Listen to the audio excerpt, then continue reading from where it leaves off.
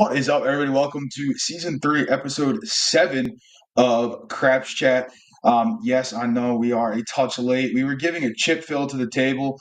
We knew that we had some shooters ready to go, so we had to fill the chips first, and then we can get on our way with the show. So, without further ado, let's get into our panel. We got old DJen over here. We got Craig, and we got Mr. Dial and Skill and Luck himself. Craig, how we doing tonight? Oh, we're doing all right. Let's do a little come out roll, right? So I thought, there's a phrase, everybody knows it. It's very popular. It's called the KISS theory. Keep it simple, stupid. And on my last live, I decided, you know what? Let's do a cross sixes set that I've never thrown before, just to see what would happen. Well, it managed to have a very few short shooters and a lot of comments in the chat, especially from G, who kept telling me in the audience that I kept pushing my thumb. So, so then Ed comes on and he's like, "Why don't you try the 5-3-6-2?" Which most of you know if you've been on my lives, that's my set 5-3-6-2. So I was like, you know what? You're right, Ed. I'm going to go back to where I was throwing it from, throwing it towards the camera. 5-3-6-2 wound up having a 30 roller and a 20 roller. So keep it simple, stupid. If you're good at something and you've been practicing it, don't go off and try some new shit. There you go. There you go. There you go. I think that's good in shooting. For any new craps players out there, keep it simple. Don't try doing these crazy pressing patterns and these other things. Understand what you're doing first, and then you can you can get a little bit more complicated. But keep it simple, stupid. All right, Dylan, what are we coming out on tonight? Well, I just want to say happy holidays and Merry Christmas to everyone and Happy New Year. It's all winding up and winding down and gonna go over into the new year here just before just a blink of an eye. So I wanted to say that first and foremost, and I'm uh, I'm up for the year. I also wanted to say that real quick. Went to the casino and bought in for 400 and did some bubble craps and came out with over about 625 down there. So that's not too bad. Was there for I'd say maybe an hour. So it was happy go lucky there. So I'm happy to give that. And let's see Nice. what else I can come out with. Oh, there was a thing with talking about G. G was on G was on uh, Jeff's show, and he was, I threw him a, I threw him a, I tried, I thought I was going to throw him a curveball, and have G talk about the dark side, and he didn't shoot it down as badly as he normally does, and then he said it can be used and it can be used properly and just kind of blew my mind. So, there's hope for everyone out there that there's a balance for everyone, and that even G can use the dark side occasionally and still make money. So that's great. That's my come out role. G just left the show. If he was here, he just left. G's name and dark being used in the same sentence. G's out of here. I I'm gonna know. get a text from him. I know it. If he's watching, he's gonna text me right now and be like, "DGen, what is going on? Why is my name being used in the same sentence?" But I love it. I love it. We got Justice Jen here as well, coming off a craps trip. She was texting us. Not gonna steal her thunder, but Jen, how you doing this evening? What are we coming out on tonight? Yeah, doing good. I just landed here in Vegas a couple of hours ago, and it's one of the premier casino hosted trips out to Sunset Casino, which is one of the station properties. And bought in for 2000, and I had $60 left, and it was a private table. Eric had $13 left. He's just saved 555 for the ATS, and they're like 20 minutes left, everybody. And I got up to shoot, and I hit everything in 14 rolls. I was like, boop, boop, boop, boop, boop. And what's super satisfying about that is um, I knew I had like the 10, 3, and 11 left. And I was like, these are my numbers. So I hit the 10, I hit the 3, So that's small. Then I hit the 11. That was the all, and it was like saved our butts. We had like no more money left. So that ended the casino hosted event, and now I'm here talking to you before I go back to bubble craps. Well, we're so sorry to take you away from the bubble tables, Yes. because I know you're gonna go there and just smack, smack, smack, smack, smack Yeah. Yeah. those Don't, bubble don't, don't, don't, machines. don't. Jen's gonna Yeah. play heavy don't and just smack the bubble crash machines. Jen, I have a question for you. Do they ever charge your room for breaking the bubble machines? I don't know where this rumor started about me smacking the machine. I think Jeff must have done it because he's never hit it or something, but I'm pretty gentle. I hit the roll button, just a little like tap tap tap tap tap tap tap. So,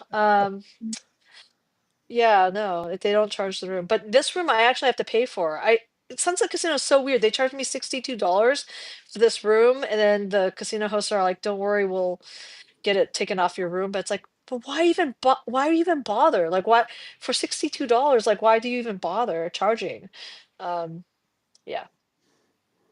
All right, all right. Well, we're going to talk about some things tonight. My come out role is similar to Dylan. Just want to wish everybody happy holidays. Whatever holiday it is that you you celebrate. Um, want to wish you all happy holidays.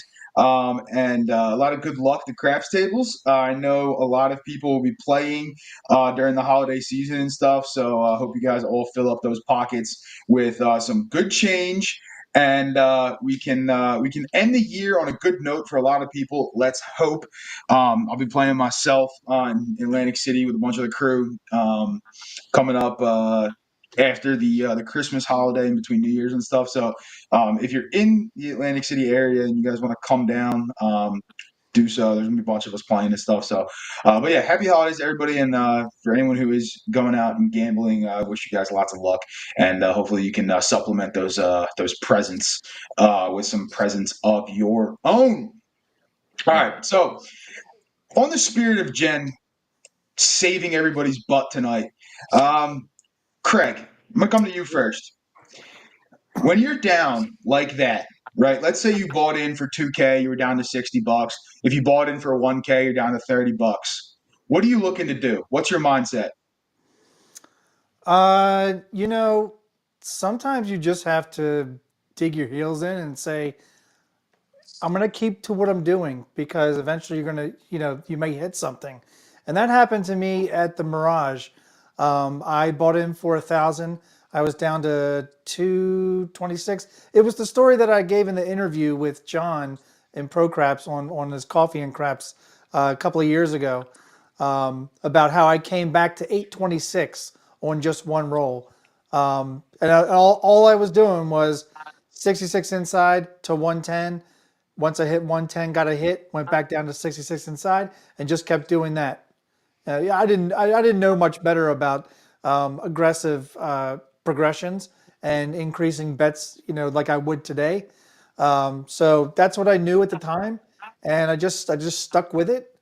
And I was like, all right, let's try it. And damn if this girl at the end who just came up with her boyfriend, random roller, and isn't that the case? It's always a random roller that sometimes brings you back. And she had a 30 plus roll, and that was it. Any other time I've been down to $60, you can be sure that I've gone all the way down to zero. That's pretty like it for I feel like a lot of us. Don, what's your go-to if you're down, that bad? Whether it be 2K buy-in, 1K buy-in, whatever it is, and say you got, pennies in the rack. What are you doing? I'm crying and taking that 30 and going home, because if it's a psychological, I'm psychologically damaged at that point in time, and I can say enough is enough, and have the discipline to come back a different day, and say, you just save your pennies again, build your bankroll back up a little bit at a time, and come back, and it's a war. You don't have to win every battle, but you don't have to lose the war. We know what we're doing. We know what we're good at, and sometimes it's not our day, and we have to accept that. So, and you can put that you can put that $60 on the 6 and 8 and just say buy or piss off or whatever. So go down swinging. You can do that, and there's no shame in that either. But yeah, there's always you have to think of this as in terms of a war and battles, and sometimes we lose a few battles, but we know what we're doing, and we're smart, we're disciplined, and we will win the war, and we have won the war. We're over. I'm over. I'm not. I'm ahead way more than I'm ever behind. So it's just a matter of time before I regroup and get them. There you go. All right, Jen. So obviously you made it back today. I know what you had. I know you had your ATS, you had your pass line bet, all that kind of stuff. Is that your typical outlay when you're down, or is there something else you're looking to do when you're down like that? Yes.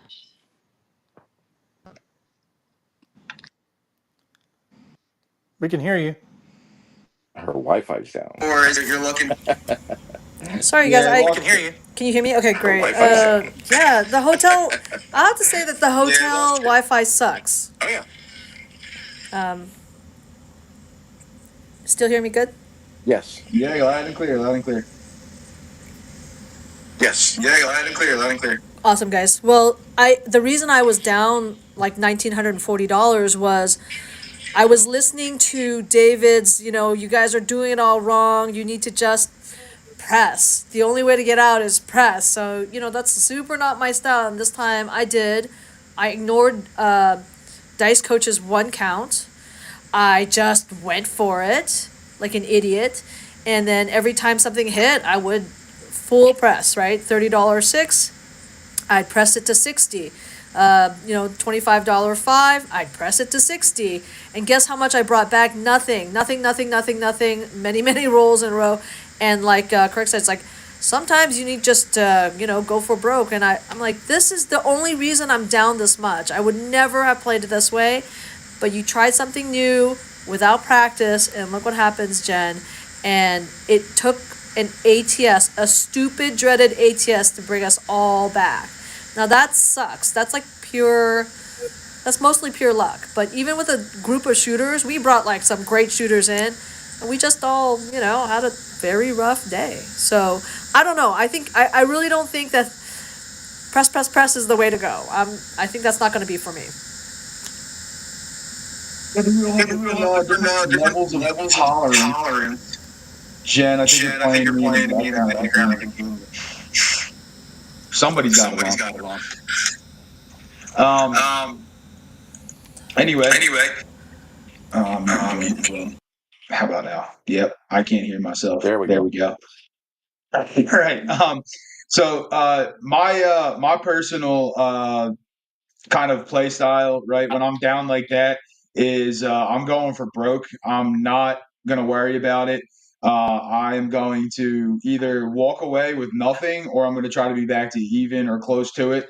I do regress at a certain point, but to me, it's press, maybe collect, and then start over again and go from there. But I'm looking to make that money back. To me, the difference between walking away with, if I, like in Jen's example, if I was in for 2K and I'm walking out with 60, to me the difference between $60 and zero is minimal. Exactly. I don't really care personally. I brought the money there to either win or try to win. So me walking away with $60 was never going to happen. I'm going to light it all on fire if I have to, and go play. Typically, I'm way more aggressive when I am down like that, because again, to make it from 60 back up to even 1,000, it's tough. So I'm gonna press, and press some more, and then collect. Might collect a couple times. I may drop it back down, but it's tough for me to drop it back down when I am pressing like that. I want to try to pull as much money off the table as possible, and try to live for another couple shooters, if I can, and stay in there. So for people in chat, forgot to say at the beginning, I did have it scrolling on the bottom of the screen though. If you have a question, put a Q in front of it. We will address it. If you want to drop in there kind of what your mentality is on it when you're down like that, put that in there as well. Um, and we can discuss what it's like to play from behind like that. It's definitely a very uphill battle. It's a grind. You got to be able to, pull it in and do your job. But sometimes, you have that miracle run, you can get it back. Yeah, one thing I'll say is, sometimes I'll power press in between points. And what I'm saying is every time a point is made, I'll bring the bets back down to minimum and then do that again until another point's made. Obviously not all of the time is there going to be more than just one point made if that one point is made anyway. But when you have a long roll and, multiple points are being made, especially if somebody's really kicking a specific number, power press and then collect and then go back down to minimums when a point's made and kind of reset. But And it's a good point. And, like the other school of thought here, and for those in chat, let us know. So, like, let's say you have that $60, right? I'm going to kick it around the entire panel. That's $60. How are you breaking apart that $60? Like, what are you going to do with it? Let's assume you're not the shooter. All right. So you don't need a pass line bet. In Jen's example, she was the shooter. But let's say you don't need a shooter. Let's assume a $15 table. All right. What are the bets you're going to place with $60? I'll be Don, I'm honest, going to you I'll do a first. third. Oh, sorry. Oh, I'm doing this. I'm doing a place bet 6 and 8, and throwing it out all, and throwing it all on there. $30 6, $30 8, and let it go. That's what I'm doing, because that's got one of the lower house edges, and those are power numbers. So I can, as soon as I get a hit, I can regress the table minimum. $18 6, $18 8, and work it. And just grind, grind, grind. That's what you got to do. Greg, what are you doing? I'm doing a 34 and 10. If I can get one hit out of that, that gets me out of the hand.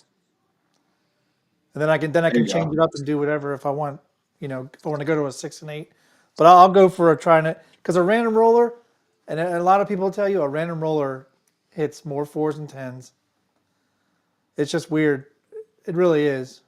I've seen it happen too many times. Yeah. No, I agree. Jen, so I know you went ATS, pass line. What'd you do? Yeah, it's terrible. I went 555 ATS. I had a $15 pass line, and I went 51 inside because I think I said the point was, yeah, the point was 5 or something like that. And I think D8 asked if I was trying to set or if I went random. Of course, I was setting. The only way when you are at $60 to come back at all was to hit that ATS or have a killer repeater. And I honestly was only repeating like 6 and 8 like a couple of times, but I was going down the line. Like as I saw numbers, I was just gonna hit them. Once I got six, for me, those who have played with me, I have the hardest time with a 6 and 8.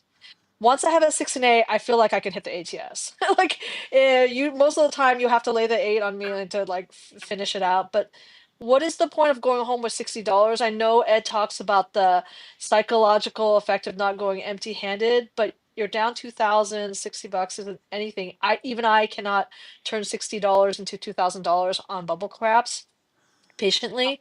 But I mean, other people really like they really smoked all the money. Like there were 8 PSOs out of 14 shooters. Wow. It was Whoa. murder, absolute murder. So folks are like, oh yeah, I'll just ride the 6 and 8. There was nothing. Like even if you work the if you work the come out, you're still like just getting we got killed. So phew, I refuse to reach into my pocket. That was I would say one mistake was if I could do it over again, I would just borrow someone's $100 and then go, like 10, 10, 10 or 25, 25. You got to go for it. What's another $75? Just do it, right? Because one side of the ATS and you're kind of back on a 25, 25, 25. So, Mhm. So Were the in P? relation to Jen, because she was down and then hit the ATS, I too in Atlantic City I was down to 126, and that's when I had the 5 point fire bet hit in Atlantic City and at Harris. So it took like Jen. It's going to take something of some kind of miracle to happen, and she did it in 14 rolls. And then when I was down, and I was like, okay, here we go, stick right. Not a usual position. I'm usually stick left too, and I was stick right. Did a pinch grip, and I hit 5 point fire bet in 12 rolls, and Ooh. had an 18 roller total. So it happens that way. You Jen, can't can I make Yeah. ask? it. Can I ask you Sorry, something? just real quick for Craig. Sure. Yes, of course, Diana. I was gonna say, you cannot make money if you did not, as everybody else, when someone goes 18 roller and has a 5 point fire bet, because half those rolls are work on come out. You're not I making had kind four of any buck money shots. unless you jumped in and you're like, yeah, that's right. So it's like if I was next to Craig, I'd be so frustrated because I'm like, no, you'd have to work to come out. But anyways, No, Dallin, go ahead. you also, I mean, the people that were making money were the people that had odds on the pass line. Yep. Yep. I was going to say that. Yeah. So Craig benefited there nicely because obviously he's the shooter, has to have a pass line bet. Even if you're not putting odds on it, you're still getting paid on your pass line for the 5 points you hit, and then the 5 point fire bet obviously pays out nicely. Donald, what were you gonna say in there? I was going to ask Jen, were those PSOs were they in clusters or were they spread out? How is Yeah. just I'll curious. So I've been using Holy Roll's little book here. I know you guys can't see, but you'll see like very, very short rolls. So the first one's like a two roller, the next one's like a three roller, and then there's like PSO. Then another short roll, then PSO, then PSO, then another kind of like five roller, then PSO. So it's like you're getting murdered, and then the rolls that go like four or five, they're like 2, 11, 3. I mean like the number, right? Aces, yos. It's like pretty much a technical PSO, right? If you're not on those. So it was very painful. And I was going 160 traditional across. It was crapless, but it's like, you're just getting killed. And all we're doing is press, right? Because the David's like, oh, you need to go press, press, collect. Press, press. So I couldn't even press, right? You press once and then seven. Press seven. Nothing seven. Nothing seven. I was very chagrined, and I thought to myself, I even with the ATS saving us a lot, I don't. This is not for me. Even though I have a huge bankroll, I don't know how you guys do that. Like I don't know how you guys go for the home runs, and you're okay with having 10 out of 12 shooters be complete bankruptcy. And you got that because of David's video, correct? Yeah, he has his bridge series that people aren't Right. playing right, that you have to, once you're out of the hand, you gotta just go for it. I never actually got out of almost any of the hands because, you need for his double tap or whatever his GM spin is, you need three hits, not two. Two will only get you, so you press the first one, full press, you full press the second one, and any third hit, whether it's the press ones or anything else, then you regress. And we never could get to that third hit. Right. And I had a bankroll for like a lot of shooters, right? So I've got $2,000 buy-in, 160. So I had more than 10 shooters Duracell, and it was ugly. It was very ugly. I What was were going to the say, what, Dariso chimed in there with the you need a bankroll for 10 shooters at least. Go ahead, Craig. what was the strategy you were playing, Jen, at Paris or Palace Station? You were doing it was called King something. Oh yeah, yeah, King Would that would that Seven. have would that have worked with what happened? And that would have worked at a regular table, but this is a crapless table. Gotcha. There's no starting out DP. It would have been okay on the come bets, I guess, but yeah, it wasn't pretty. And you can't make a ton of money on King 7. King 7 is for comps and a mild profit. Gotcha. It's funny. I So, was actually going to ask you that because I know you play a lot of don't or hybrid sort of play. So I was actually going to ask you because from what it sounded like you weren't playing that. So I was going to venture to guess that you were playing crapless because I know how you typically play.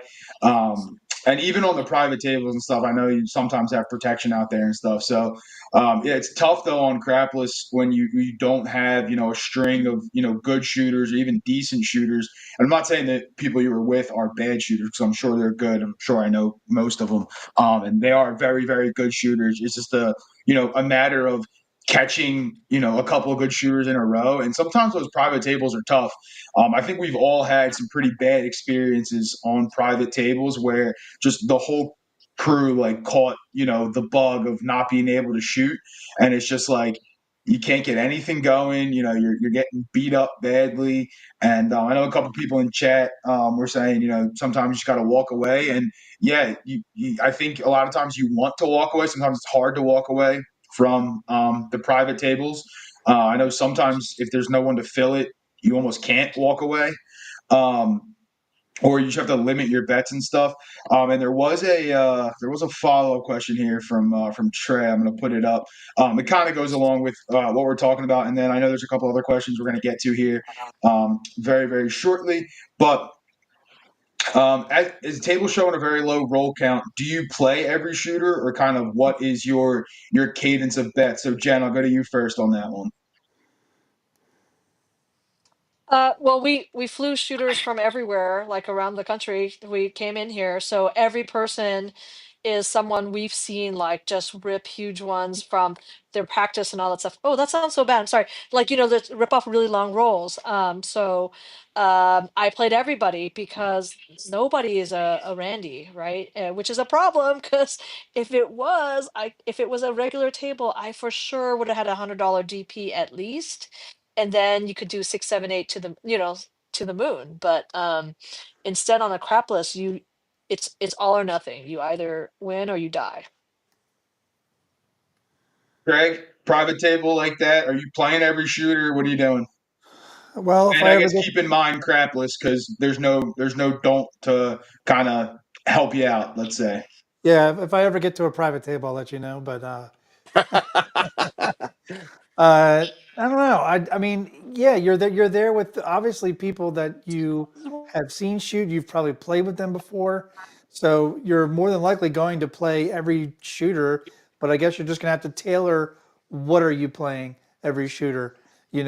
Maybe if the point's a 6, you're only going out on the 8, and that's it. Like you're as casino tiers will tell you, you're tiptoeing in, and that's about as best you can do. If it's a regular table with regular folks, it's very hard discipline, but it can be done, which is don't play every shooter. Sit out a shooter. Read the table while you're doing it. Take the time. Be disciplined that way. Don't play everybody. Yep. Rylan, are you playing every shooter in that situation, or what are you doing? No, absolutely not. You can't. I'm not gonna. If it's a low count, like the example says, if they're showing very, low roll counts, I'm not wasting my money doing that if I'm at a crapless table. Ain't no way. I'm just not. Yeah, I think it's a tough question, right? Because I think a lot of people, especially people who are in chat and stuff, not calling anybody out by name or anything, not talking directly to anybody, but even me, right? I'm sitting here and I'm like, oh yeah, I'd sit out a shooter, and then I'm like, wait, but I know all the shooters. I've seen them all have good rolls. Like, what if I'm sitting out on the monster that's about to happen? And like you kind of get stuck in that mentality and you're like, well, I have to play this shooter. So like, I mean, I've been in this situation before. I know Craig was there at this exact table that I'm talking about. Jen was there too, and like we were playing in Atlantic City, and nobody could get a roll going. It was absolutely brutal, and I didn't sit out a shooter, but I lowered my bets down. So I mean, we're playing on a quarter table because that's what the rules were. So like I was out there relatively large in the beginning, and then as these PSOs kept happening, these short rolls, I started instead of going maybe 220 inside or even like 160 across on some people, or even bigger bets out there that I was placing. Um, I went from the 220 inside, then I started going 154 inside, and then after that, I was like, all right, And then at the end, I was literally $30 6 and 8 on shooters who I knew would typically hit in the insides. A couple people in the group are, known for their outsides. So I would literally quarter on the 4, quarter on the 10. And, it was tough. It was really tough. I ended up leaving that table, went to blackjack and won all of it back plus some. But, it's tough to, actually sit out there and Brian says it pretty well though. FOMO is definitely the casino's best friend. Because like I said, everybody's a good shooter, but you may not catch that roll, and you may just keep getting whacked down and whacked down, and at some point you gotta know when to cut your losses, and for a lot of people it's when there's 0 chips in the rail. Hopefully no one's going to the ATM to grab some more money or anything like that, but Well, definitely happens. Chris, you and I have Any been to Atlantic City multiple times together. How many times has the coffee run been the worst session of the day? A lot of the time. Too many times. Too many times the You coffee know, run is the worst session. You know what the worst part too about sometimes the coffee run being the worst time? So anybody who doesn't know, I live about an hour and 30, hour 45, depending on traffic, minutes away from Atlantic City. And most of the time when I come down, recently it's been for the day. So I drive, get up at 4:30, 5 o'clock in the morning, hop in my car, straight down to AC, ready to conquer the day, and that coffee run just whacks you. And you're like, wow, I just drove this far, starting off the day real bad, and then usually the group picks it up, and we can make some money back and stuff. But sometimes those early morning sessions, man, they beat you down. And the worst part about it too, for me, is like sometimes it's on those like $10 tables when you can find them in Atlantic City, like Harris in the morning. Sometimes a $10 table, and it's like the slow, just constant losing is more painful to me than like the quick like playing a quarter table and you just get your ass handed to you. Like sometimes that's almost more comforting for me than just getting bled to death on a $10 table. Yeah. But I think Jen said it But, before. Even on a $10 table, we have a hard time playing down to $10. Like we oh still yeah. find ourselves playing a quarter table at a $10 table or $15 at a $10 table. Well, It's it's just funny. My last trip to the casino was to my local, and I met up with one of the guys in the AC crew, Rich, and so Valley Forge had a $10 table and a quarter table, right? So we both started out on the $10 table, and we got bored of the $10 table real quick. I wasn't really playing the $10 level. I was playing at least the $15 level, if not quarter level, anyway. And him and I looked at each other. He looks at me and goes, "You know what?" He goes, "I'm going over to the quarter table," and I was like, all right, let's go to the quarter table. And I'm like, I have the $10 table there to play on, but no, I'm going to go play the quarter table because I'm playing the $10 table at a quarter level anyway. So I'm going to the quarter table. Luckily for us, there was better shooters on the quarter table, including myself, who saved me and him and most of the table, hitting a tall and a bunch of hops and hardways and other stuff. That brought us all back, and I left immediately after that. I got up and I left. I was down, up, left, see it. But yeah, no, it happens, and you just gotta catch the shooter, and Arnell says it.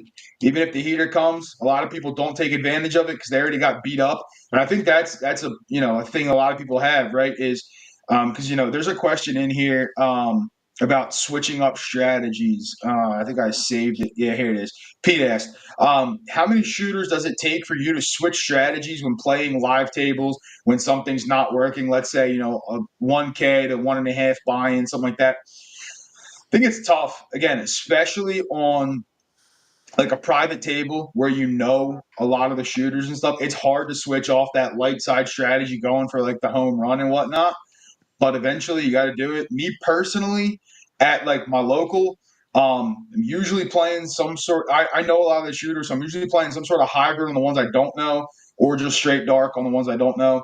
The ones I do know, I usually go light on them for the most part, unless I know they're not in a spot they like to shoot from, or I mean, we're pretty good friends, so like they'll usually tell me like I'm not feeling it today, and I'm like, all right, well, I either don't play or I play a little bit differently on that kind of stuff.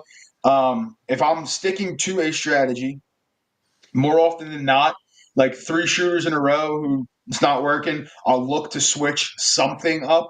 I may not ultimately deviate off the strategy. I may lower it a little bit. I may implement something else with it. I try not to change things too drastically. Like you won't see me going from like playing, I don't know, 160 across to then like straight, don't pass and nothing else. There's usually some sort of variation in there. If it's still getting really bad, then I'll go straight dark. But it's not like a quick flip of the switch like that for me. It's usually it takes me a little bit of time, which sometimes costs me money. But Craig, how many shooters does it take for you to say cut and loose? The hell am I doing? Um, it doesn't take many. If I get burned on two straight shooters, I might switch it up right there. Um, because often I have a low bankroll, so I don't have the luxury of going through. But then again, if you're got a low bankroll, I have no business playing, a 220 inside or something like that. So I need to think smaller, play smaller, to try to win more. So yeah, that's it. Like two shooters. I think if you get burned twice, you may want to think about changing things. How many shooters does it take for you to switch up? Me? I said two. Silent. Oh, Well, dialing. I don't think in terms of shooters. I think in terms of my session bankroll compared to like a third. If I lost a third of whatever session it is, then that triggers something. So it's a dollar amount per the third of whatever that session is. And if I hit that immediately within either one, it doesn't matter how many shooters it takes.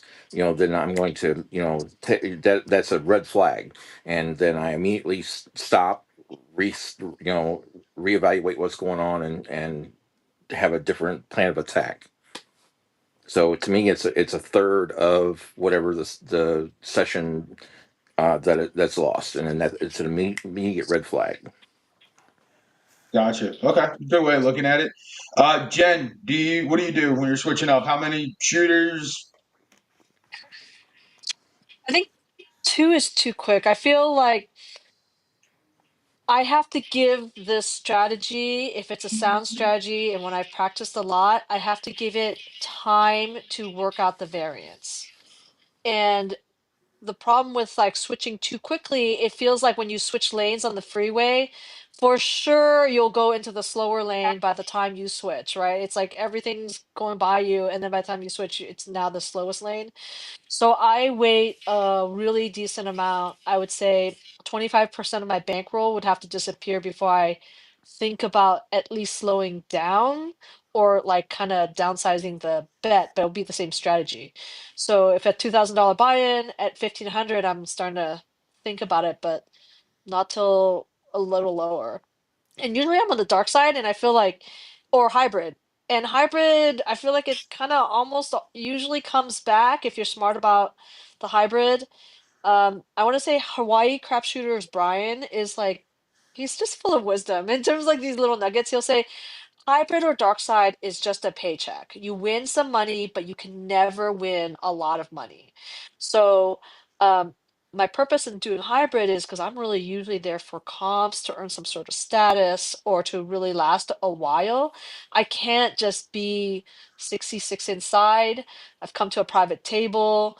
You just you can't you can't give up on like your big bets. So it takes me a while. Maybe I'll let it go to zero for my whole session before I buy in with a new session and change it.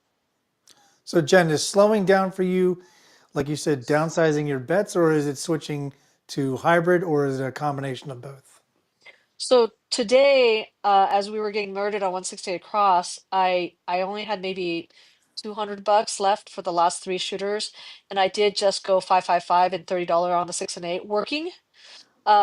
And that was how I slowed down. I mean, they still had me at 250 average bet because everything else was like so high. And that was so I could have some money left for the last two shooters who were, like dead on. But I'll tell you how bad this session was is I had a 17 roll on my last roll, and that was the best of the day, and that's terrible.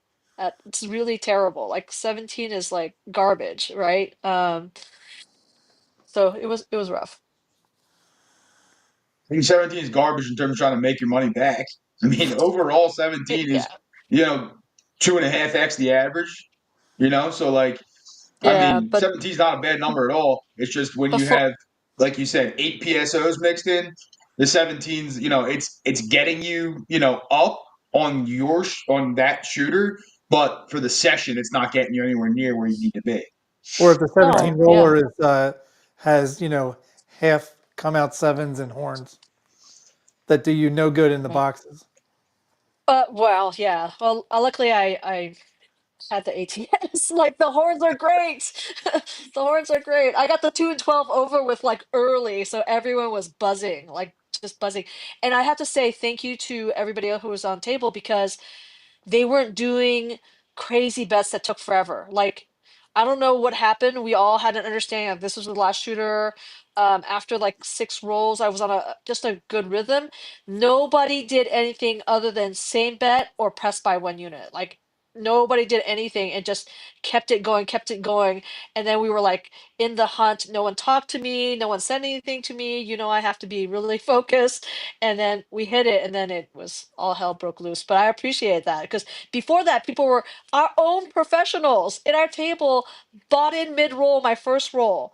I made 3 points and they bought in mid-roll, and then we were like, what the hell are you doing?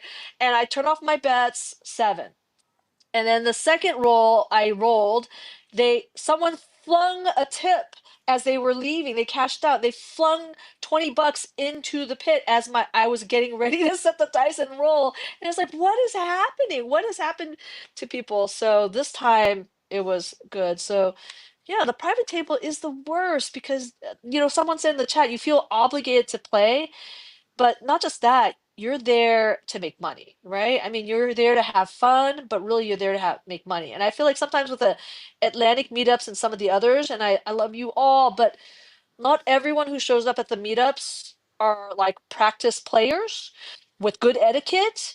But here everyone should have been and they weren't. And I was so surprised.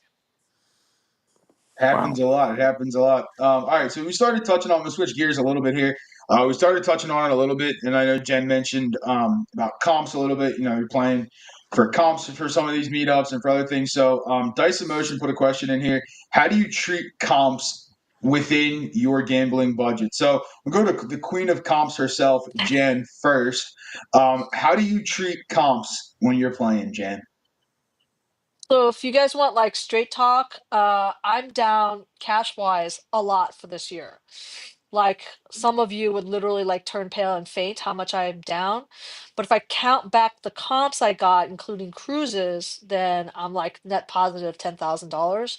But I'm down a lot. To be up net positive 10,000 because of these like and you know how much I travel and I get all these free comps.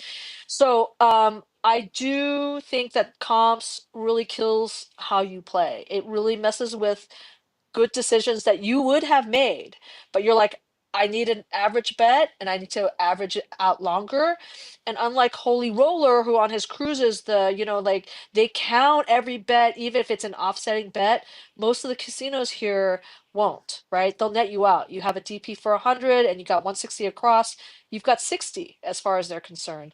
And if you have a 60 average bet, you won't get a free parking spot. I mean, it's not, it's no good.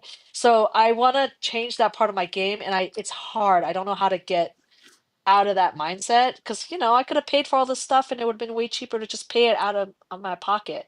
Comps keeps you in the game way too long. People are like, "Oh, like I'll just coffee run for 3 minutes and I'm out." I'm like, I can't do that. No casino would ever invite you back. Craig, how do you treat comps? Uh, so I've only been playing for like 3 years, and I really kept to like one property, like Caesar's properties, and they've been very good. But we just came back from Craps for the Cure, which was kind of broken up with a week of Craps for the Cure people, who I knew I was going to be playing at Caesar's properties, and then Blue Wrench Crew, which plays more downtown. So because I played more of those casinos than I did with the Craps for the Cure crew, I didn't get much of comps of anything that whole weekend for Caesars. And it sucks because I'm traveling this Christmas, and I won't be able to get to the AC, the final comps weekend of the year, which means I'm not going to make Diamond. And that was really my goal this year, was to make Diamond, or I'm sorry, Diamond Elite. And I'm going to come up short about 12,000 points, and it sucks. But as far as just getting comps, you know, make sure you're asking the pit boss, what was my average bet. Keep track of it if you can. That'll help you. I also know that like rewards points, sometimes you have 2 times comps, which is great too, because if you know me and you've been playing around me in Atlantic City, I don't ever use my rewards points for either slot play or table play. I use it for food because it's twice as much. So, you know, keep track of your comps. And then, I know some people have multiple properties that they're a part of, whether it's Boyd, whether it's Penn. I just know for me, Caesars has been the best for the comp value of my play. So, yeah, just keep track of it. Rylan, how do you treat comps when you play? Uh, Honestly, comps don't mean a thing to me. I get, when they send this stuff to me through the mail, and it's free play dinners, hotel rooms. I live close. I mean, I live in the same city where there's like 5 casinos. I don't need a hotel, at all. So, but the free food, yeah, I'll use it if I want to use it.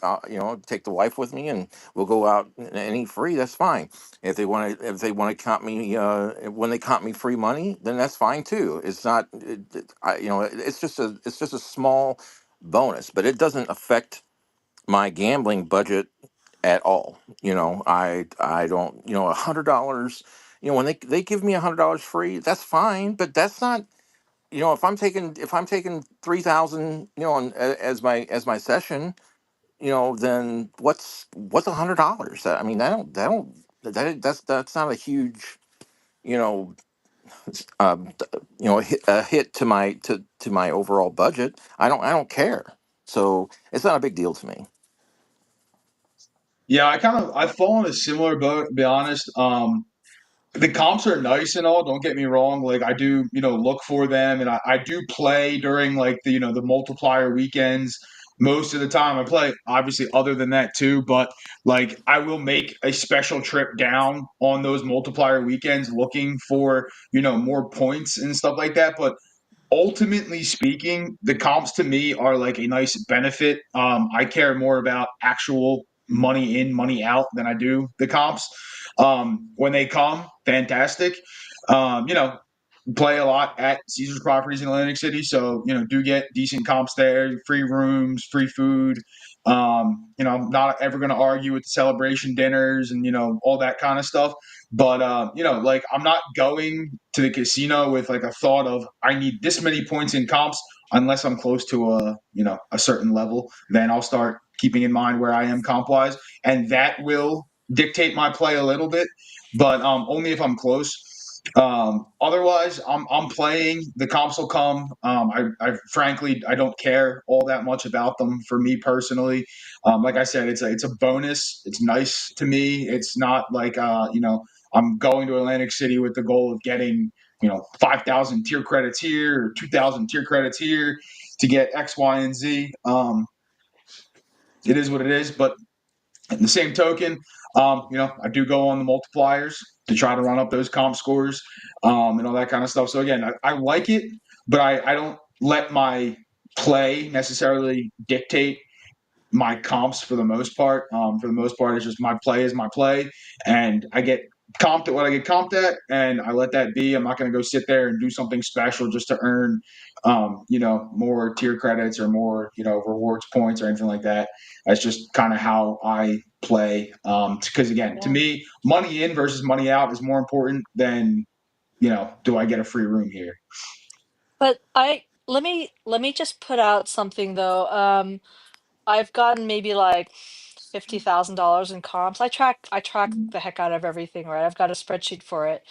So in terms of like cruises I would have taken anyway, hotels, flights, transportation, things like that. I've gotten at least $50,000 of comps this year from travel, including I got comps for five of the Craps for the Cures people that would have cost, for example, Joe's room cost $1,336. I got it for him for zero. John's room would have been more than $1,000. I got it for him for like a couple hundred. Ian, same. Holy Roller.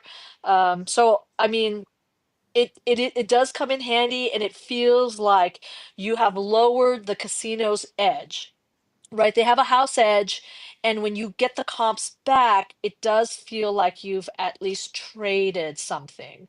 It's still not good. You guys are all right. Dylan's super right. Chris, you're super right about the comps. I can't stop, but I'm such a bougie traveler anyways. This is stuff I would have spent money on, so it's something. When you have a $2,000 loss at the table and you have a nice steak dinner, it is the most expensive dinner in the world. It's terrible, but it's something. I'll say Yeah, this, and no, kind of in that good. between, you, Chris, and you, Jen. Like, and to answer Brian's question in chat or his comment, yeah, I'm all in on Caesars. So I've tried other properties, and uh, they don't match crap, and that's just been my experience. You may have had a different experience, but I'm all in on Caesars, and I'm also, hey, I'm in Mid Atlantic, and I'm also in I'm middle class. So having a whole trip room comped is fantastic. Not having to pay a dime is fantastic. And so far, I've been able to do that without actually going through a host. I've just gone through the Caesars app, and I've just been, I guess, lucked out. Maybe if I can turn the luck in the comps into the luck at the table, that'll help me out.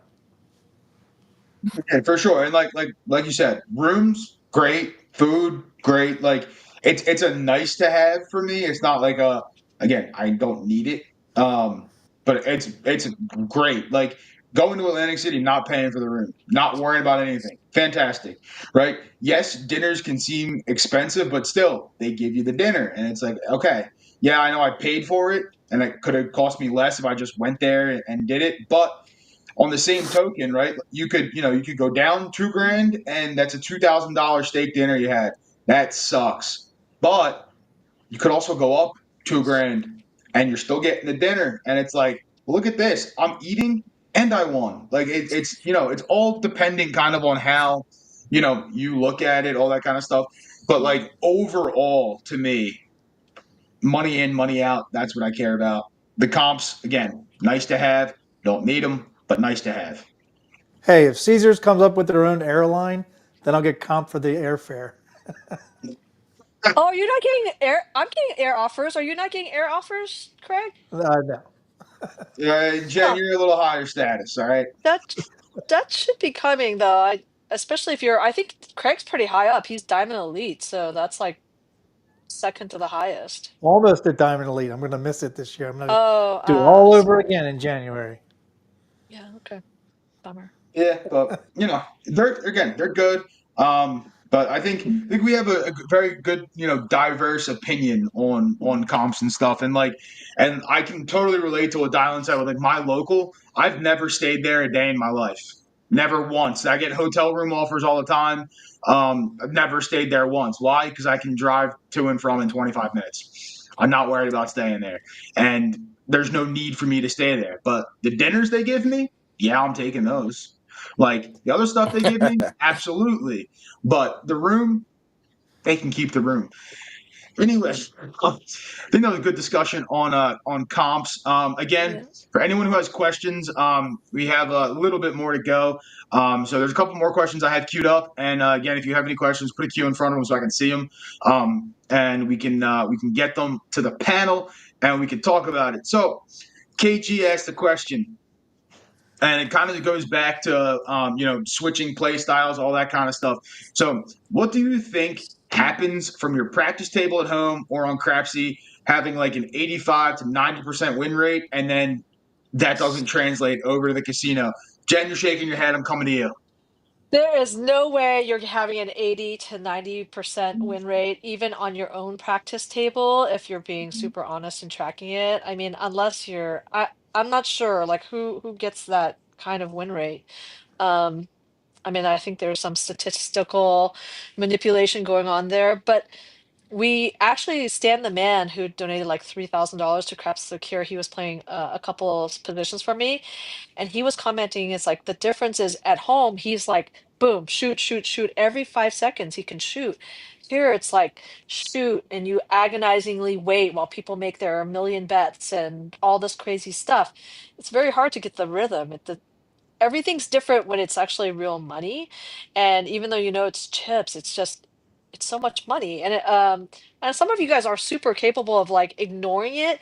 And I'm not really exactly hurting for money, but when I think about, gosh, this 2000, I could have bought like two really great iPad Pros or something, then it does mess with me. I have to really put that in my mind. But there, if you have a 60% win rate at the casino, you're doing fantastic. But who's winning 85% of the time? Who was that who asked the question?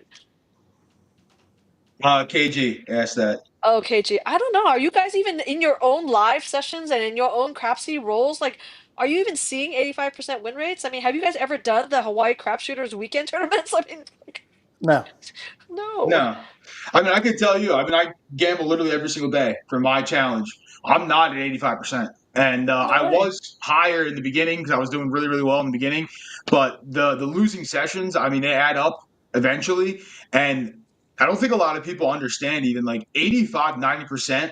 Like, if you can do that, statistically speaking, I mean, you're going to be a winner every single time. Now, I know that it depends on how you have your limits set, what your losses look like, what your wins look like, right? Because like if you're telling me, I win, 90% of the time, my win goal though may be like $100 and my stop loss is 5K. All right, well, we're talking about, you need, 50 wins to cover one loss. So like, I think it depends on how you look at what your win is and what your loss is. From my personal perspective, we know some people who claim to never lose, right? Yeah. Bullshit. I will call you bullshit on that. I will bet you whatever you want that if you play, you can give me the number of sessions. You can call it 50 sessions. You can call it every day for a month.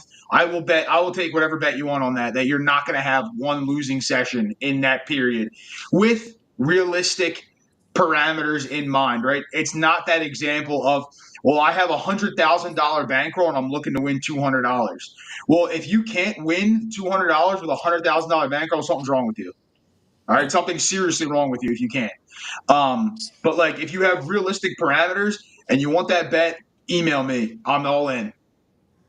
I'll televise it for everybody, and they can see me writing the check, but they're going to see you write the check to me because you're not winning that much. But yeah, but I know for me personally, like I don't have 85, 90% win rate. I'd say it's probably closer, maybe 60-40 to the win side. I've been doing pretty good this year with a lot of that stuff. A lot of people know I'm a big sports bettor and things like that. 56% is the rate you have to hit at to break even on the minus 110 bets. For anybody who knows that. So the people who say, they win 54% of the time, some of the sports bettors tout they win 54% of the time, which is better than 50-50. They don't realize that the juice catches you and you have to win 56% or more to actually be profitable, over a period of time and stuff like that. So what I will say, though, is in regards to like Crapsy and stuff, not faulting anybody for it, but if you take a look at people in Crapsy, a lot of the times they're playing not how they actually play at the casino. I know a lot of people do, but there's a lot of people who do not. I would say a majority of people play on Crapsy like they play in Fantasyland. They don't actually play that way in the casino. Some Right. people do. I do for the most part. There's sometimes where you'll see me like on Jeff's thing, like, and I know Brian calls it the field rat. Like I'll go in there and I'll drop, 2K field bet. You'll never see me drop a 2K field bet on an actual craps table. But hey, I'm in for one roll having, fun. If I lose 2K, oh well, it's virtual money. I don't really care. And the other thing is on Crapsy and other things, like I don't rebuy because I don't rebuy at the casino. So if I lose it, I'm not rebuying because to me, I wouldn't do it. So I'm not going to do it there either. But that's just my personal opinion. Craig, what's your opinion on winning all the time or close to it? Never happens. But I will say, from stick left, because my table it's not a real table. Surprise, shocker. But the stick left throwing is to a hard side, and the stick right is throwing to a bouncy side. The hard side has translated into the casino. If I can find a table that is a hard table, they do have those down at Maryland Live, where I've had success from stick left.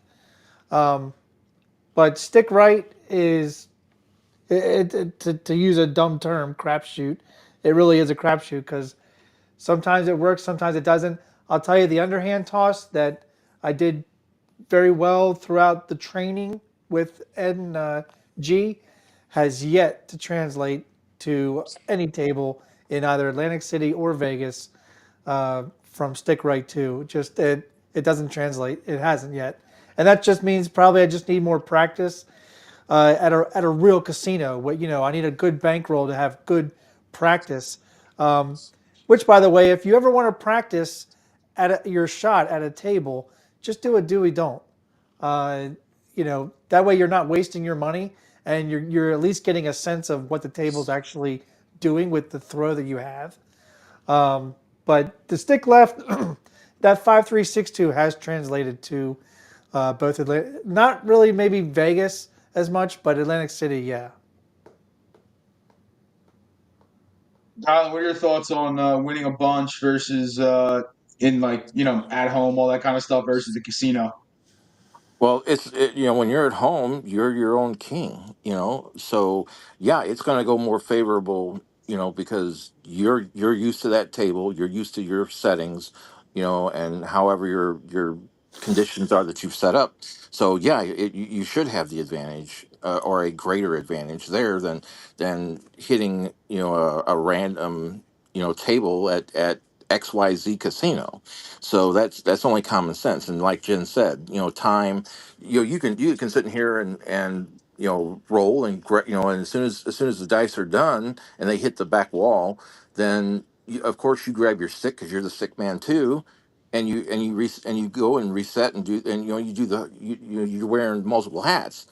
So that's a whole lot less time than what is realistic at the casino. Time, is you're standing there and it can take 10 minutes to 15 minutes per roll sometimes, because Yep. everybody and their cousin, you've got 12 people on one side, another 12 on the other, and everybody's throwing, and everybody wants to do a late bet on the, going and throwing stuff at the stick, saying, horn high or whatever, and they're going to stop the shooter every chance they can because they're morons. It's just hilarious. So there's it's night and day. It's just night and day. No, it's definitely a valid point, and I'm glad you circled back to it because I definitely want to touch on that with like, you know, people who do have tables, right? Most of us, especially on this panel, like we're fortunate to have tables or somewhere to practice things like that. And I know a lot of people in chat have their own tables, but yes, they're very, very different when you're, playing in your house and you're controlling the pace of everything. You're controlling the temperature of the house, right? Or the temperature of wherever you're at. You might not have a ton of sounds playing, all that kind of stuff. Like when I'm doing my practice, not when I'm, running a show because I don't have sounds playing in the background, but like I'll put the TV on when I'm like practicing and I have the TV mounted right above my table. So like I'll put it on pretty loud to like kind of, simulate what the different sounds or, unexpected things that could come up. Or, practice the drink girl coming by, fiance DJing comes by with a little tray. Drinks, anyone? I'm kidding. She doesn't actually do that. Cocktails, cocktails. She better bring me one if she does do I'll that. tell you. But I'll tell you what does help, and other people might want to do this. I've said this before, maybe a year ago, but Brian's lives, Big AZ's lives, anybody who has a live session like a premiere, go down to your table and put that on and practice, because you get the sounds of the real casino. You get just the sounds of what's going on at a table. And what's funny is that it's almost like you need to practice with distractions. If you can practice with distractions and do well, then you can handle the real setting, Right. because there are plenty of distractions in the real setting, all of which 100%. include the dealer and the pit boss. Oh yeah, they can be very, very distracting. All right, we got a couple questions left. Again, if you do have a question, we're winding down here, so if you do have a question, put it in so I can see it. Randy asks, "Are most of the private tables crapless?" I have never played on a private crapless table. However, there's not many crapless tables in Atlantic City. Where I've only played on crapless tables, I have played on one private table in Vegas, but it wasn't crapless. I think it's dependent on the property and what they want to give you. I know Jen's playing a lot more, so Jen, I'll let you kind of take that one. Yeah, so the ones that PCH, Premier Casino Hosting, does as events that John works on, they're almost all crapless, and at like $25, except at stations, it's crapless. They made a crapless ATS table specifically for us. It's a 12-footer and it's a hard table. And that's at Sunset Casino. That table is so sweet. And that was only my fourth time rolling on it, and Ed missed it. But yeah, I hit the ATS because I knew it when you let the way I roll the dice from stick right, I throw it as flat as I can, no spin at all, and the dice just hit and they don't move. It's like a magnet sucks them in. So that was really great. And Ed, you and Gargo will be happy. There was no don't. We were playing crapless, so I had to play light side on everybody. Every Tom, Dick, and Harry, I played 160 across because they're all supposed to be shooters. And I think everyone, like, actually, before I came, I think there were like 5 different ATSs hit on that table. I just didn't catch one today. Craig or Dylan, either one of you experience crapless private tables or private tables in general? I'll be real quick. Whenever I get to a private table, I'll let you know. Okay. Dylan, private table action? Yeah, I no, no private table.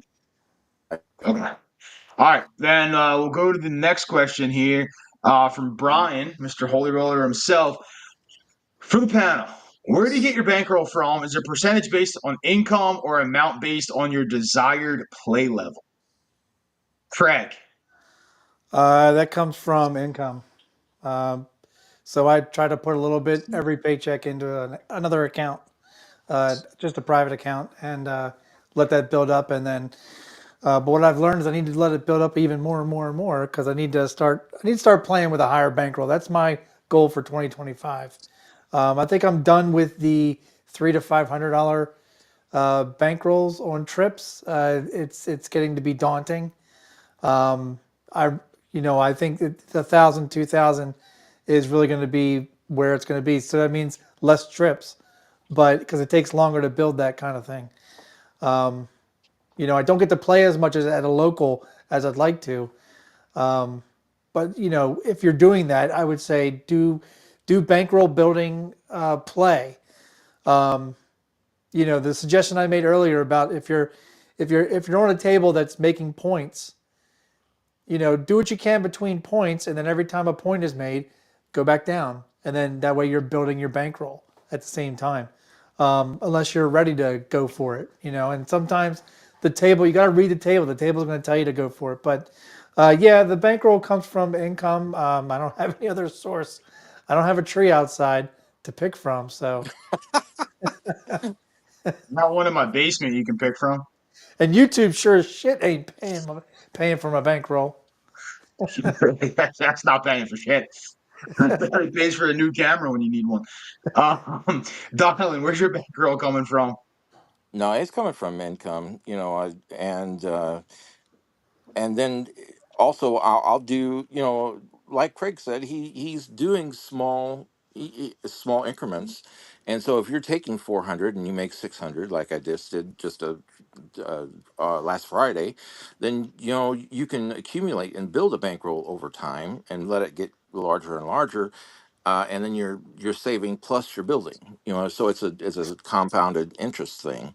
So as long as you're doing it that way and you do it smart, you don't have to just be a little Scrooge McDuck or whatever, and just save and save and save and save. Just from income, you can supplement it, which is what is what you're supposed to do. As far as I'm concerned, you got to build and you got to play and build, and that's and don't be crazy. You got to be conservative. You have a mindset, you have a goal, stick to your plan, and you can do it. It's doable. It's more than doable. I've done it. And I continue to do it. Yep. Jen, where's your bankroll coming from? Uh, well, well, you guys know.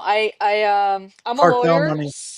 Yeah, so I'm a The corn retainer. star. Yeah, no. My wife and I have a thing where we give each other a $450 a month allowance from our paychecks, our big paychecks. Um, and I save that up and I use it. But honestly, I've been investing since I was 18 years old, right? So I've been socking away money, maxing out my 401k since I was 18 years old, even when I made like $3.25 on minimum wage. So that's how old I am. And so I have a lot. So I have a set aside bankroll of like $100,000, and I can replenish that anytime I want. I've watched it go down significantly, but so what? If you invest now and use some of the dividends from your investments as your bankroll, you should be okay. I think with Craig, I want to say that I used to start with a 400 bankroll. That was my first ever, like, oh my God, let me go play craps, and $400. It and that was when I played like one hit and off, and then I'd play for like 6 hours and get like 18 rolls of action. I made money all the time, every time. So I will say to DGen, that was a 100% success rate every single session. It is like worse than paint drying, right? Because you miss out on everything. Good rolls, you miss out on bad rolls, but it's terrible. But Craig, if you really, and everyone in the chat, if you really want to be serious about bankroll building, that's a totally different thing than like going to play. Go and find a roll to win table or one of those auto stadium craps. You're just betting a 6 and 8 one time and you hit and you're off. Wait for the next one, you hit and off. I mean, you're like really gonna like crank up the heat and boil that frog really slowly and then be off and then come back another day. That bankroll will go faster than you think. I took my $400 bankroll and I brought it up to like 2,500. It was so painful though, so painful. That took a month. It was awful. And I'm like, what am I doing this for? Craig's right. If you're gonna go, try to bring $1,000, be smart with your bankroll. But if you're doing 300 or 400 at a time, you're just kissing goodbye, right? I mean, you're just not going to be able to last with these $25 tables. I don't know how Ed does it, but Ed is super seasoned. Don't compare yourself to Ed. There's no way you can do what he can with $300, right? He's just savvier. He has so much seasoned table play, and we don't have that. Yeah. Yeah. Also, I mean, for me, it comes from, well, it came from income. Gonna say that. Still does if it drops down. Typically though, like most of you know, I sports bet a lot and do a lot of other things. So like losses at the craps table are typically supplemented by some sports bets or things like that. So I have a separate account that I keep gambling funds in. And like they don't, mess with my mortgage payment or my electric bill or anything like that. Don't let it affect anything like that. Um, and then that account was actually invested, like Jen was saying. So like sometimes it's even doing better because gambling, right? So going to invest in things, usually pretty stable things though. And then can set some aside. If I know I have a trip coming up, maybe move some around, have it available to withdraw. Um, Going to the casino, if I'm going like for a day, I bring, one amount. If I'm going for a trip, I bring a certain amount per day, but I don't bring any more, and I don't bring my debit card to the casino with me. If you ever see me in a casino and ask me where my debit card is, it will not be on me. It will be at my house because I don't bring it with me. because I've learned the hard way when I was younger. Um, when my gambling funds were coming from my paycheck, and I was like, damn, I'm an idiot. So, going to the ATM all the time, bad idea. But what I would say is, like, set yourself decent goals and like realistic goals. Don't take $200 and trying to turn it into 1,000. It's pretty unrealistic. If it happens, fantastic for you, but don't be looking for that. Set yourself small win goals. That's how I grew my bankroll. I was buying in for maybe $100 in the beginning, a couple hundred, and like I still don't buy in for that much. For the most part, typically like between 600 to 1,000 per session. It's not what I'm saying. I bring with me on a trip. I bring that for multiple sessions per day. But set the realistic win goals, and then your account will grow steadily. The other important thing with these realistic win goals is knowing when to walk away, right? So, like, if you're going to the casino with, let's say, $200 and you're trying to win 20%, that's $40.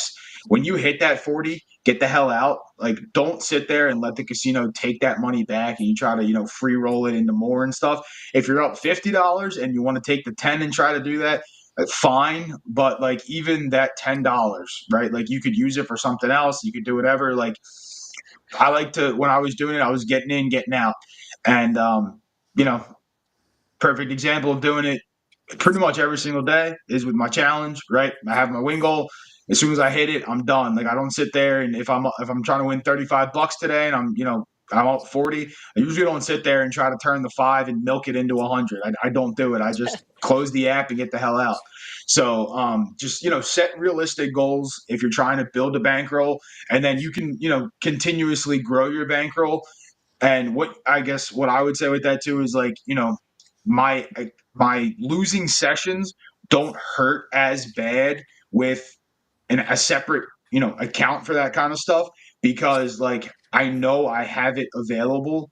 It doesn't, pain me to go to a casino and drop a grand. I don't love it, obviously. It pisses me off, but like it's not taking food off the table, right? My dog's still eating. Don't worry, she's eating great.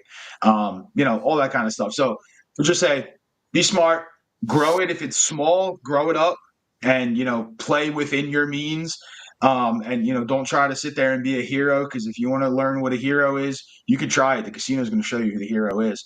You might think they're a villain, but they're going to take your money. So, I'll add two more things, and one of them, DGen, you've said it in you said it in some of your recorded videos, and that is if you have a 20% win goal and you reach 19%, you don't keep playing to try to get 20%. Go home with your 19% win, because that's a good day. You're still up. yep. The other thing I'm going to say is, and I'm losing my track of thought. Senior moments. Yeah. Well, hey, I'm over 50. What do you want? No, I lost my thought. Damn. All right. Sorry, Never it'll come mind. back to Never you mind. while it's brewing in there, and when it does, just cut me off. The other thing too is like to focus on with these like win goals and stuff. I say this in some of my stuff, and I know John says and other people say it. Like sometimes you have to be happy with even like a small loss or even just breaking even. Like if you are sitting there, right, and let's say you bought in for that $200 and you're down $100 and you end up making it back to that $200 mark or even like $185. Like sometimes you have to be happy with taking the $15 loss or just breaking even, as opposed to sitting there trying to use what you just worked so hard to win back to try to hit that goal. Sometimes you have to learn that, it's okay to take a small loss. You didn't take the full loss, or you broke even. Good enough. I'm good for today. So Craig, I it came back remembered. to you. Yeah, I Light bulb. remember the other thing. Uh, I've been playing for 3 years, and in 3 years, I've never lost money that I needed, and I think that's important, because a lot of people, and I'm not saying people, anybody in chat, or anybody that we actually know, but we're not the only people who play craps in the world.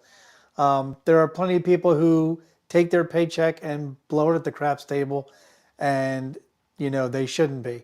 But 3 years of playing, I've never lost money I needed, and I think that's important. 100%. Very, very important. All right. That's like the end of the questions we have. So we're going to go with our final thoughts and final words. Getting my color up scene ready to go. Here we go. Craig, gonna go to you. Final thoughts, final words for our episode 7 of season 3. Final thoughts, final words. Keep it simple, stupid. It's a good theory. It's why it's been around for so long. Don't if something you do well, don't change because it's going to make you money. If you want to learn something new, you better practice the shit out of it. And if you're into the whole bone tracker and you want to be a shooter, you want to learn how to roll, get those books of rolls in because one of the biggest things and advantages of doing that is you're going to find out with a dice set what numbers you hit most. That's what you want to key in on because you're going to be in a live session someday where you're going to need, like Jen was doing the ATS, she knew she needed a 3 and 10. She knew she could hit a 10. She knew it. She knows what stats work for her to hit a 10. You're going to find out what numbers that you may need, and not just for a bonus. Maybe you just want to take your 6 all the way up to purple chip. In order to do that, you're going to have to find out, well, what dice set works for you and hits a 6. And if you want to be a practice shooter, be a practice shooter. There are plenty of people who make money who don't ever shoot. They don't like to shoot. They always pass the dice, but they know how to bet and they know how to read a table. And so there are multiple ways you can win at this game. Just if you're going to be a shooter, you got to practice. And if you're good at something already, be better at it. Don't try something new off the hook. It's not going to work, and you're going to burn your bankroll. Reach. Jen, final thoughts, final words. Yep. I want to say that the whole 10 shooters, bring enough for 10 shooters, it's no good. You really need to bring enough for 20 shooters if you're going to do something crazy like 160 across. So I like what James is saying is bid bigger. So for me, press, collect isn't going to work. It just won't work for me. I have enough bankroll for 50 shooters. It's still not going to work for me.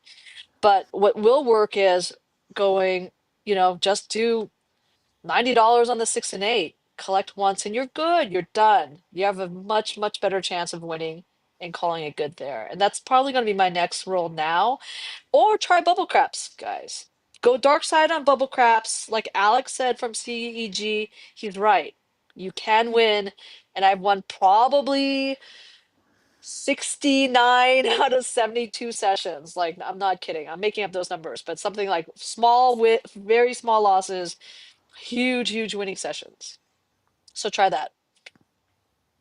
Lylan, color coming in. Final thoughts, final words. Just be content. Everybody has to be content with what they're doing.